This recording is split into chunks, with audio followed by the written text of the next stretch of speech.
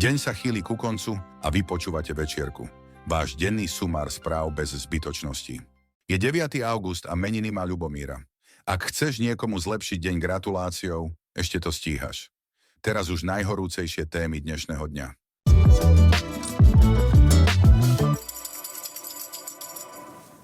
Mesto Svidník otvorilo svoj prvý mestský stacionár pre seniorov, ktorý im ponúkne dennú starostlivosť a už v polovici augusta privíta aj prvých obyvateľov pobytovej časti zariadenia.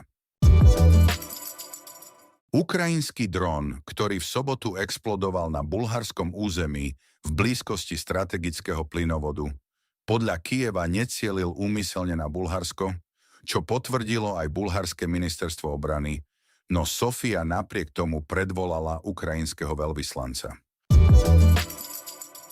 Slovenské národné múzeum spustilo komplexnú obnovu požiarom poškodeného hradu Krásna Hôrka s cieľom vrátiť mu jeho pôvodnú podobu z prelomu 19. a 20. storočia. Maďarská jadrová elektráreň Pax vyrába pre extrémne nízku hladinu Dunaja len asi 11% svojho bežného výkonu a zlepšenie situácie závisí od dažďov v hornom povodí rieky.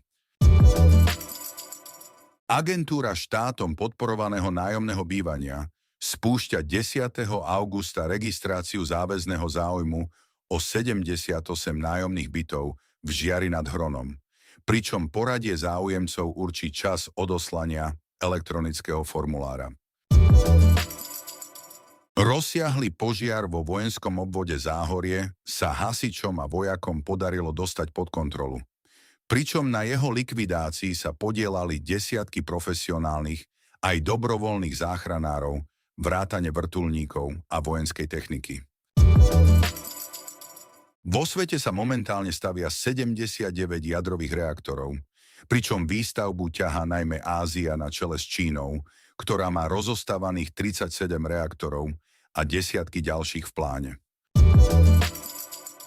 VUB banka dosiahla za prvý polrok tohto roka vyšší zisk ako v lani, a to napriek poklesu úrokových výnosov, pričom jej pomohli nižšie náklady na krytie úverových rizík a rastúce objemy úverov aj vkladov. To je na dnes všetko. Počujeme sa zasa zajtra. Pekný večer.